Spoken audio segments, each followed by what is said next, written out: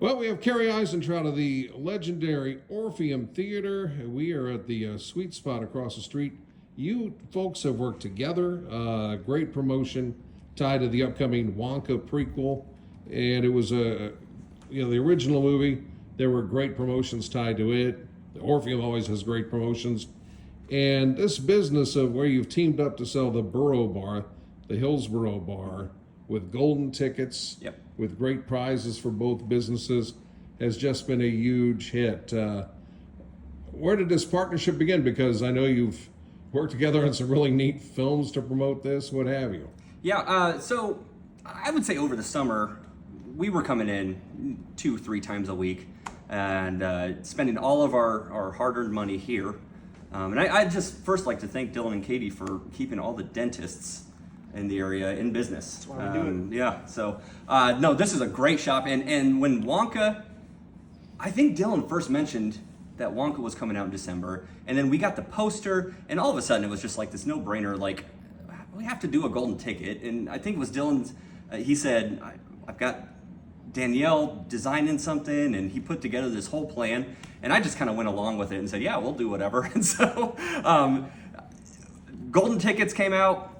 There are 5 of them, and the 5 prizes, they're a year's pass to the Orpheum. There's a year supply of free candy, and I mean, it's just that is such a simple but like huge thing to do. Like if you were to get a golden ticket, you can go to a movie forever for 2024. I mean, any movie multiple times. It's just amazing, and then of course you're gonna probably be puking with how much candy you eat. It's crazy, and it's just been so fun. And I'd say this kind of, I'd say, blew up bigger than we thought or ever dreamed it would do. My buddy Matt Sands and I, we own a production company called Tellmore Productions, and we're doing some videos, and all of a sudden we had this idea that, why don't we announce this with a video? And this could be great. Dylan had the costume, and it was a quick shoot too, and it just worked. It just fit. It was a very simple video, and then that just blew up on Facebook, and all of a sudden, next thing you know, the Borough Bars go on sale November 14th, and we kind of thought, yeah, they'll maybe last a month, maybe last longer, who knows? And they were gone in like 2 days, I think, and Dylan had to panic because the next shipment wasn't scheduled to come for a couple weeks, and started taking pre-orders, and it's been nuts. So that's been a really fun thing, and I'll always think of this as one of my favorite promotions we've ever done.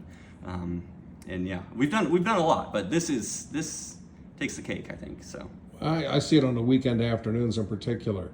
There seems to be a synergy even outside of this really successful promotion where, let's take the kids to downtown Hillsboro. Mm-hmm. We'll go to one side of the street, we'll go to the sweet spot afterwards or before, and then head off to the movie. And it's just,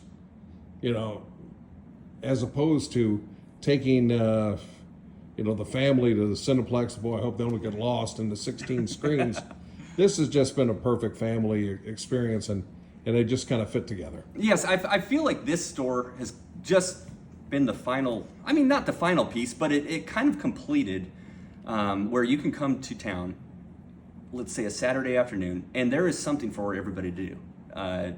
Here, Black Rabbit, Gold Pan Records, Opera House Brewery, the movie, there's just something for everybody downtown now. And I'm really excited about how business has been just all in this district. We call this the Arts and Entertainment District down in this part of town. And so I'd say we're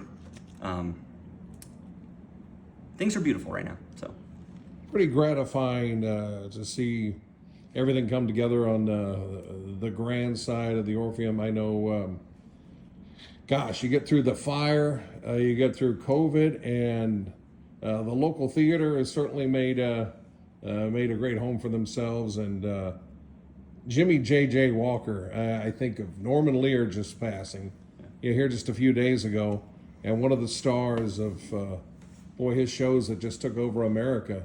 Pretty exciting to bring talent like that. I guess a sign of things to come. Yeah, we got a call from David Graham, who is a stand-up comedian out of St. Louis, but he's also who we book through. He has a whole network of comedians, and he called one day and said, "Hey, I can get you Jimmy Walker if you want him."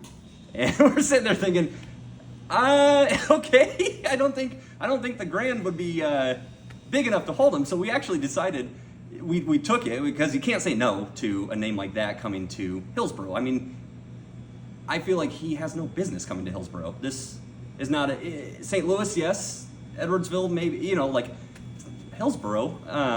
And so, yeah, absolutely said yes, and then panicked and figured out how we're gonna do this. And so we decided to hold it.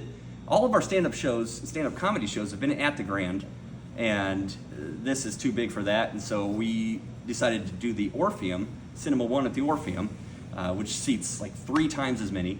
And we've actually been working this past week on extending the stage out, redoing the back hallway, putting a new back exit door on, so we can, he can be using the Grand's facilities, the green room, the dressing rooms there, and then just kind of make a quick trip over, walk straight on stage from the back at the Orpheum. And it's going to be, it's going to be